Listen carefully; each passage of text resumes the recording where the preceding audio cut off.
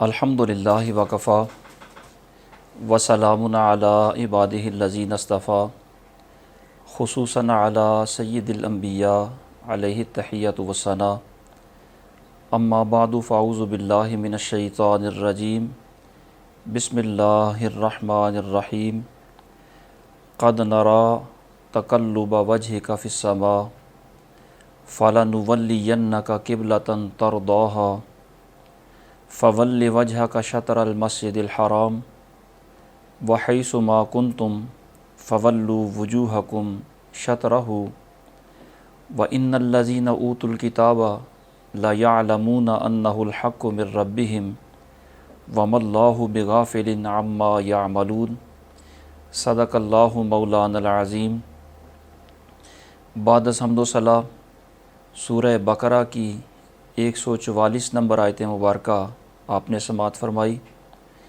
رب العالمین ارشاد فرماتا ہے، ہم دیکھ رہے ہیں بار بار تمہارا آسماں کی طرف منہ کرنا،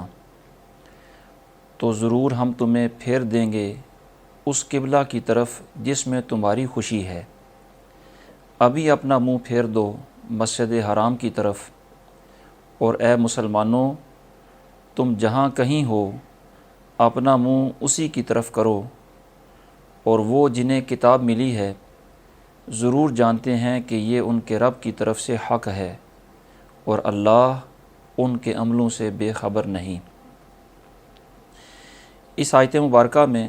جو الفاظ استعمال ہوئے وہ ملاحظہ فرمائیں۔ ارشاد فرمایا قد نری، تحقیق ہم دیکھ رہے ہیں، تقلب وجہک،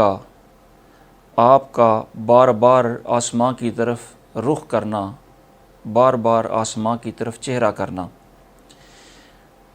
نماز کے اندر حضور سید عالم صلی اللہ تعالیٰ علیہ وسلم نے بار بار آسماں کی طرف رخ اقدس اٹھایا تو سرکار کی یہ ادائے محبوبی تھی جس کے بارے میں رب العالمین ارشاد فرما رہا ہے کہ آپ کا بار بار آسماں کی طرف رخ انور کرنا ہم دیکھ رہے ہیں، اور اس سے ہم آپ کی مرضی اور منشا بھی جانتے ہیں۔ پھر ارشاد فرمایا فَلَنُوَلِّيَنَّكَ قِبْلَةً تَرْضَاهَا، تو ضرور ہم آپ کو پھیر دیں گے اس قبلہ کی طرف جس پر آپ راضی ہیں۔ ترضاها رضا اور خوشی کے معنی میں استعمال ہوتا ہے، یہ ناراضگی کا مقابل نہیں ہے، بلکہ یہ صرف خوشی کے معنی میں، پسند کے معنی میں استعمال ہوا۔ ارشاد فرمایا ہم آپ کو اس قبلہ کی طرف پھیر دیں گے جسے آپ پسند فرمائیں، جس میں آپ کی خوشی ہے۔ اس کا یہ معنی ہرگز نہیں کہ پہلے جس قبلہ کی طرف منہ کر کے نماز پڑھی جا رہی تھی اس قبلہ کے قبلہ ہونے پر حضور راضی نہ تھے، یہ ہرگز اس کا معنی نہیں ہے، اس لیے کہ وہ بھی حکم الہی سے ہی قبلہ تھا، اور حکم الہی سے ناراضگی اللہ کے محبوب بندوں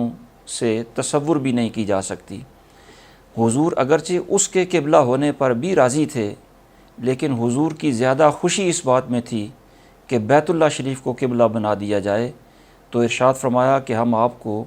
اس قبلہ کی طرف پھیر دیں گے جس میں آپ کی خوشی ہے۔ پھر فرمایا فول وجہک شطر المسجد الحرام، شطر کا لفظ استعمال ہوا، اس کا معنی جانب اور سمت بھی ہوتا ہے، اور اس کا معنی نصف اور آدھا بھی ہوتا ہے۔ یہاں جانب اور سمت کے معنی میں استعمال ہوا۔ اور مسجد حرام، ویسے تو یہ پوری مسجد حرام ہے، لیکن یہاں پر مسجد حرام بول کر مسجد حرام کے اندر جو بیت اللہ شریف، کعبہ شریف واقع ہے وہ مراد لیا گیا،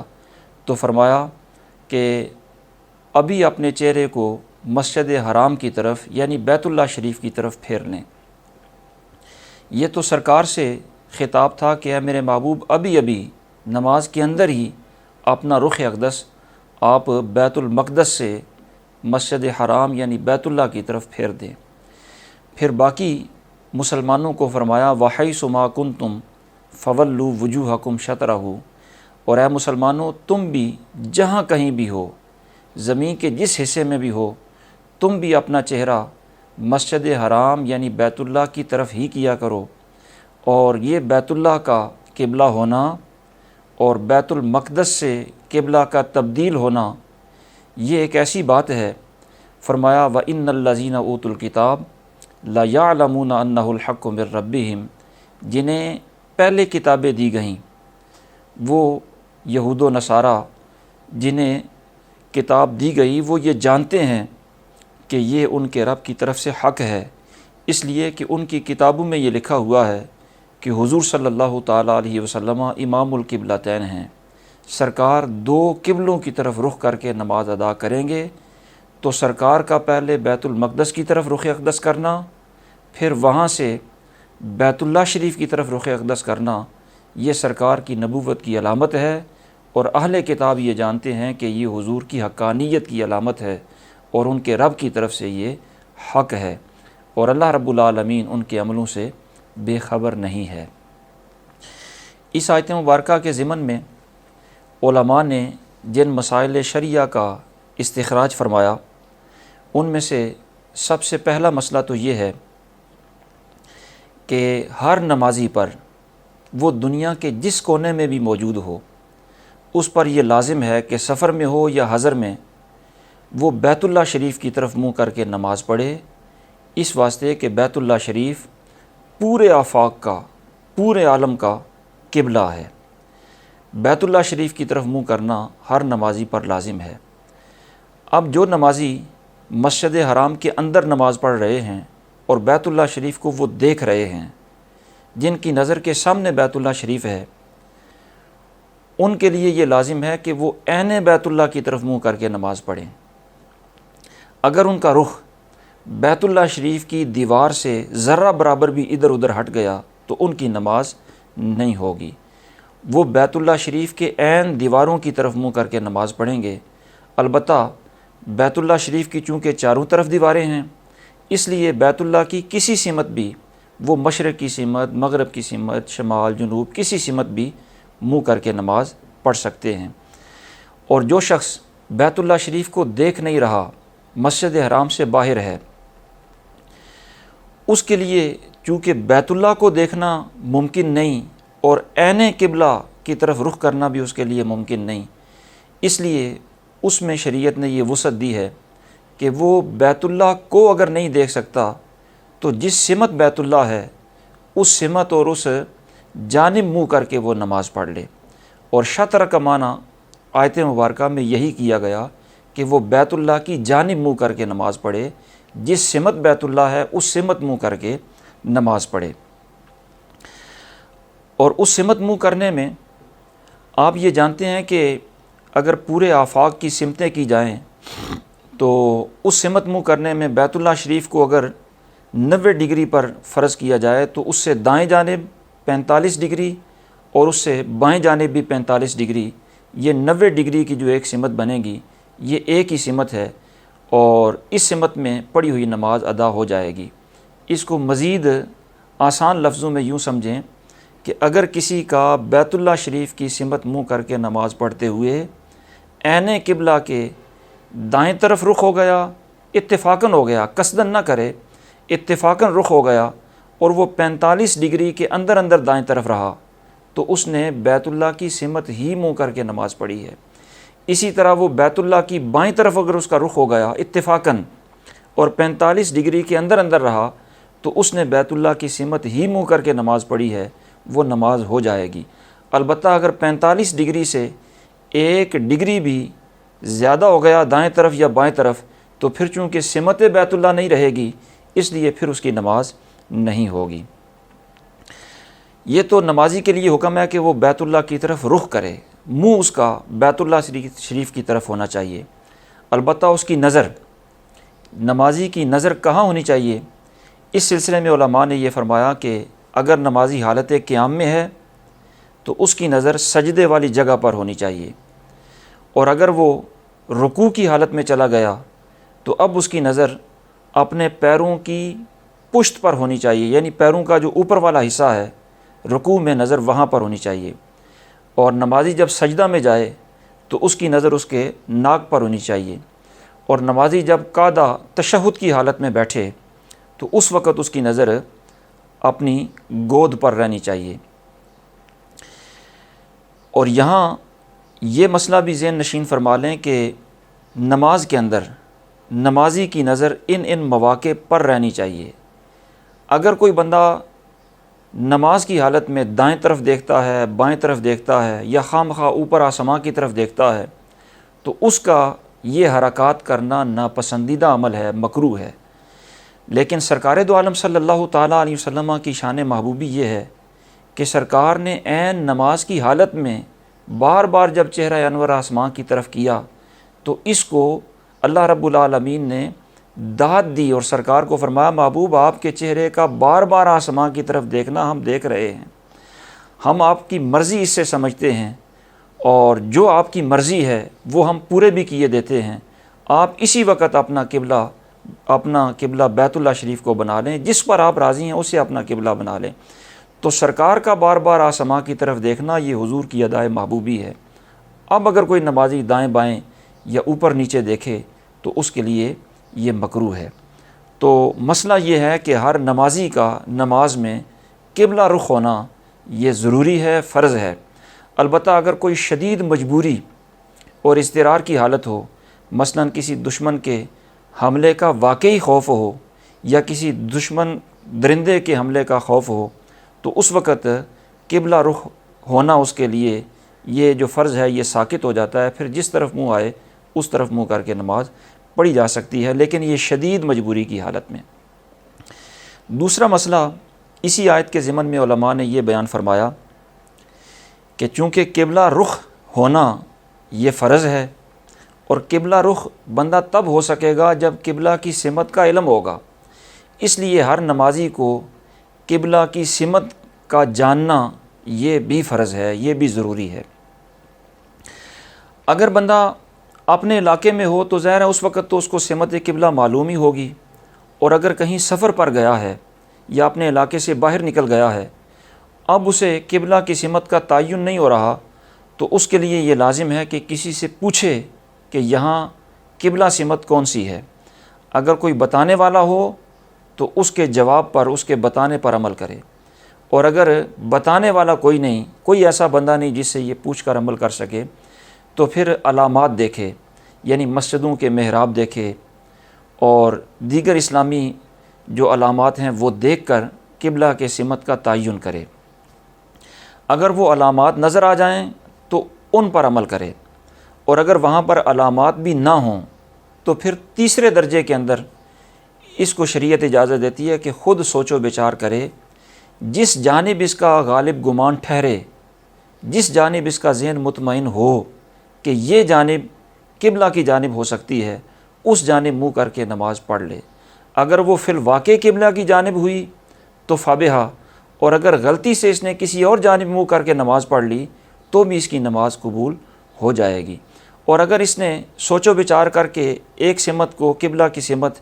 قرار دے دیا، اس جانب منہ کر کے نماز شروع کر دی، بالفرض ایک رکعت پڑھ لی تھی،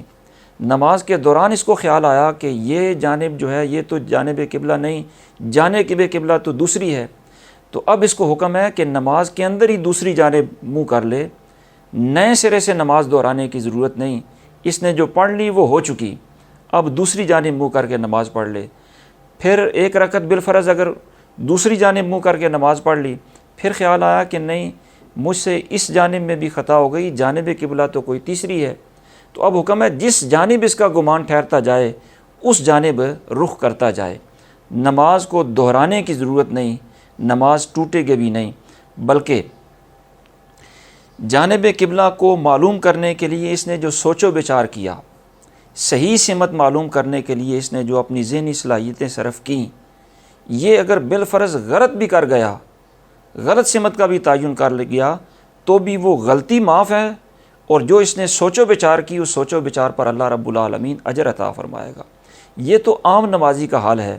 کہ حکم شریعت یعنی سمت قبلہ کو معلوم کرنے کے لیے عام بندے نے تگ و دو کی، غلطی ہو گئی، غلطی معاف کر دی گئی، اور سوچنے پر اللہ اجر عطا فرمائے گا۔ جب یہ عام بندے کا حال ہے تو آپ اندازہ فرمائیں کہ جو علماء راسخین، جو علماء مجتہدین کسی غیر منصوص حکم شرعی کو معلوم کرنے کے لیے سوچ و بچار کرتے ہیں، یعنی ایسا حکم جس کی واضح کوئی مثال یا واضح اس کی کوئی تفصیل قرآن مجید کے اندر یا حدیث پاک کے اندر نہیں ملتی، نیا کوئی مسئلہ ہے، اس مسئلے کا حکم شرعی معلوم کرنے کے لیے قرآن و سنت میں غور و فکر کرتے ہیں۔ اگر بالفرض وہ خطا بھی کر بیٹھیں تو وہ غلطی معاف ہوتی ہے، بلکہ انہیں سوچ و بچار کرنے پر اللہ رب العالمین اجر و ثواب بھی عطا فرماتا ہے۔ تو مجتہد اگر خطا بھی کر جائے تو بھی اللہ رب العالمین اسے اجر سے محروم نہیں کرتا اور اس کی غلطی بھی معاف ہوتی ہے۔ اور اگر وہ صحیح مسئلہ معلوم کر لے تو پھر دوہرا اجر ملتا ہے، ایک تو صحیح مسئلہ بیان کرنے کا اور معلوم کرنے کا، دوسرا سوچ و بچار کرنے کا۔ تو مجتہد کو اللہ رب العالمین ہر حال میں اجر ہی عطا فرماتا ہے۔ تیسرا مسئلہ اسی آیت کے ضمن میں علماء نے یہ بیان فرمایا کہ چونکہ سمت قبلہ کے تعین کے لیے جو پرانی بنی ہوئی مسجدیں ہیں، ان کی علامات، ان کے محراب، ان کے ہوتے ہوئے بندہ اپنی سوچ سے کام نہیں لے سکتا، بلکہ وہ پہلے ہوں گی، اپنی سوچ ان کے بعد شروع ہوگی۔ تو وہ علامات ہیں، ان پر عمل کرنا شریعت نے چونکہ لازمی قرار دیا ہے، تو جس طرح ان علامات پر ایک نماز میں اعتماد کر کے جس جانب وہ علامت سمت قرار دے اس جانب کو سمت قرار دینا ضروری ہے، تو جس طرح ایک نماز کے اندر اس جانب پر، اس محراب پر، اس علامت پر اعتماد کیا جاتا ہے، اسی طرح اگر کوئی بندہ نئی مسجد بنانا چاہے تو نئی مسجد بنانے کے لیے بھی پرانی بنی ہوئی مسجدوں کی علامات، ان کی جانب قبلہ، ان کے محراب وغیرہ، ان پر اعتماد کیا جائے اور انہی علامات کو معیار قرار دے کر اپنی نئی مسجد کی بھی تعمیر کی جائے۔ چوتھا مسئلہ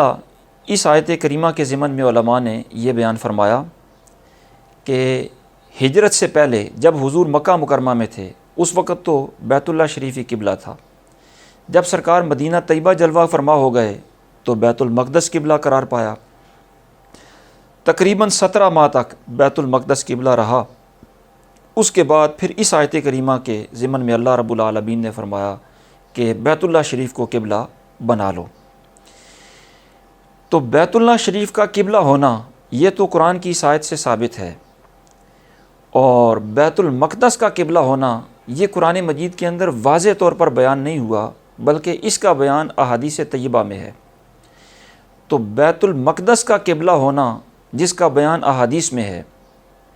وہ احادیث کا بیان منسوخ ہوا قرآن مجید کی اس آیت سے۔ اس سے علماء نے یہ اصول اخذ کیا کہ قرآن کی آیت سے حدیث مبارکہ منسوخ ہو سکتی ہے۔ پانچواں مسئلہ علماء نے یہ اخذ فرمایا کہ مسجد حرام میں جب باجماعت نماز ادا کریں تو امام کے لیے مستحب اور افضل یہ ہے کہ وہ مقام ابراہیم کے پیچھے کھڑا ہو کر امامت کرائے، اور مقتدی اس کے پیچھے اس طرح صفیں بنائیں کہ قبلہ ان کے سامنے رہے۔ جب مقتدی امام کے پیچھے مسجد حرام کے اندر صفیں بنائیں گے اور قبلہ ان کے سامنے رہے گا تو وہ صف گول بنے گی۔ ظاہر ہے بیت اللہ شریف ان کے سینٹر میں ہوگا اور مقتدیوں کی صف گول بنے گی، اور یہ گول صف صرف اور صرف مسجد حرام کا خاصہ ہے۔ باقی دنیا کی کسی مسجد کے اندر گول صف نہیں بن سکتی، خواہ وہ مسجد کتنی ہی بڑی کیوں نہ ہو، اور مسجد حرام سے متصل قریبی بار کیوں نہ کوئی مسجد بنا لی جائے، اس مسجد کے اندر بھی خواہ وہ کتنی بڑی کیوں نہ ہو، گول صف نہیں بنائی جائے گی۔ گول صف بنانا صرف مسجد حرام کا خاصہ ہے۔ باقی ساری دنیا کی مسجدوں کے اندر جو صفیں بنائی جائیں گی وہ بالکل مستقیم اور سیدھی صفیں بنائی جائیں گی۔ چھٹا مسئلہ علماء نے اسی آیت مبارکہ کے الفاظ سے یہ اخذ فرمایا، کیونکہ قرآن مجید فرماتا ہے کہ اے مسلمانوں تم جہاں کہیں بھی ہو مسجد حرام کی طرف اپنا رخ رکھو۔ اگرچہ یہ خاص نماز کے لیے ہے، لیکن علماء نے اس کے لفظوں سے یہ اخذ فرمایا کہ نماز کے علاوہ بھی مسجد حرام کی طرف اور بیت اللہ شریف کی طرف منہ کر کے بیٹھنا یہ سعادت کی بات ہے۔ جو بندہ بیت اللہ شریف میں موجود ہو، مسجد حرام کے اندر موجود ہو، وہ اگر نماز نہ بھی پڑھ رہا ہو، ویسے بھی وہ بیت اللہ شریف کو دیکھتا رہے، تو اللہ رب العالمین صرف اسے دیکھنے کا بھی ثواب عطا فرمائے گا۔ اس لیے اسے چاہیے کہ وہ بیت اللہ کی طرف ہی منہ کر کے بیٹھے، بلکہ جو بندہ مسجد حرام سے باہر ہو وہ بھی اگر بیٹھے تو اس کے لیے بھی بہتر یہ ہے کہ وہ قبلہ رخ ہو کے بیٹھے، اس لیے کہ اگرچہ وہ قبلہ کو دیکھ نہیں رہا لیکن اس کے باوجود قبلہ رخ ہے، تو سرکار نے ارشاد فرمایا خیر المجالس مستقبل بہ القبلہ، کہ بہترین مجلس اور نشست وہ ہوتی ہے جس میں بندہ قبلہ رخ ہو کر بیٹھے۔ تو جو بندہ مسجد حرام میں بیٹھا ہے قبلہ کو دیکھ رہا ہے وہ تو زہ نصیب، وہ تو قبلہ کو دیکھے تو اس کو تو دیکھنے کا بھی ثواب ہے، اور جو قبلہ دیکھ نہیں رہا مسجد حرام سے باہر ہے وہ بھی قبلہ رخ ہو کر بیٹھے، اللہ رب العالمین اسے بھی محروم نہیں کرے گا۔ اسی طرح تلاوت قرآن مجید کرتے ہوئے، ذکر اذکار کرتے ہوئے، بلکہ مختلف شریعت کے امور انجام دیتے ہوئے، حتیٰ کہ فرمایا جانور کو ذبح کرتے ہوئے،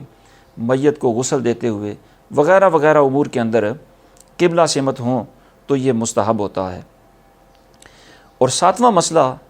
اس آیت کریمہ کے ضمن میں علماء نے یہ بیان فرمایا اور بڑا خاص توجہ طلب ہے، وہ یہ ہے کہ قبلہ کی طرف منہ کرنا ہمارے لیے فرض ہے۔ تو قبلہ ہے کیا؟ قبلہ اس چار دیواری کا نام نہیں جو ہمیں نظر آتی ہے، ان پتھروں کا نام نہیں، اس غلاف کا بھی نام نہیں، بلکہ یہ جس جگہ پر بیت اللہ کی چار دیواری بنی ہوئی ہے اس جگہ پر اللہ رب العالمین کی خاص ایک تجلی کا نزول ہوتا ہے، اور وہ جو خاص تجلی ہوتی ہے وہ قبلہ ہوتی ہے۔ یہ جو چار دیواری ہے یہ تو صرف اس تجلی گاہ کی ایک علامت ہے۔ یہی وجہ ہے کہ یہ چار دیواری قبلہ نہیں، یہ پتھر قبلہ نہیں، یہ غلاف قبلہ نہیں۔ یہی وجہ ہے کہ غلاف ہر سال تبدیل ہوتا ہے تو قبلہ تو تبدیل نہیں ہوتا۔ اسی طرح یہ چار دیواری بعض اوقات اس کی تعمیر کی جاتی ہے، مرمت کی جاتی ہے، بعض تاریخ میں ایسے کئی مواقع آئے منہدم بھی ہوئی، نئے سرے سے تعمیر ہوئی۔ تو اگر یہ پتھر اٹھا کر کسی دنیا کے دوسرے کونے میں لے جائے جائیں تو جہاں یہ پتھر جائیں گے قبلہ تو وہاں نہیں ہوگا، قبلہ یہی ہوگا جہاں اللہ رب العالمین کی خاص تجلی نازل ہوتی ہے۔ اور یہ قبلہ کی جگہ جہاں تجلی نازل ہوتی ہے تحت الثری سے لے کر عرش اولا تک، یہ ایک سیدھی ایک لائن ہے جس پر تجلی نازل ہوتی ہے، اور جب وہ تجلی گاہ قبلہ ہے تو اس سے ذہن میں کافی سارے اٹھنے والے سوالات حل ہو جاتے ہیں۔ مثلا زمین ساری برابر نہیں، جب قبلہ کی سمت قبلہ کی طرف منہ کریں گے تو ظاہر ہے جہاں یا جس درجے میں، جس اونچائی پر، جس بلندی پر بیت اللہ شریف کی عمارت ہے، جو لوگ اس سے بہت اونچے ہیں وہ تو چار دیواری کی طرف منہ نہیں کر سکتے، اور جو دنیا کے ان کونوں میں آباد ہیں جو اس سے نیچے بستے ہیں وہ بھی چار دیواری کی طرف منہ نہیں کر سکتے، تو وہ قبلہ کی طرف کیسے منہ کریں گے؟ اس کا سادہ سا جواب یہ ہے کہ چار دیواری قبلہ کی صرف علامت ہے۔ اصل میں وہ فضا جہاں پر اللہ کی تجلی نازل ہوتی ہے وہ قبلہ ہے، اور وہ زمین کے تہ سے لے کر تحت الثری سے لے کر عرش اولا تک قبلہ وہی ہے۔ تو کوئی کتنی بلندی میں پہنچ جائے وہ اس فضا کی طرف منہ کر سکتا ہے، اسی طرح کوئی کتنی پستی میں چلا جائے وہ بھی اس فضا کی طرف منہ کر سکتا ہے۔ یہ چار دیواری صرف اس فضا کی، اس قبلہ کی ایک علامت ہے، اور اس علامت کے اگر یہاں اس کو دوسری جگہ منتقل کر دیا جائے تو بھی قبلہ یہیں پر رہے گا۔ دعا ہے اللہ رب العالمین انہی کلمات کو شرف قبولیت عطا فرمائے۔ وما توفیقی الا باللہ۔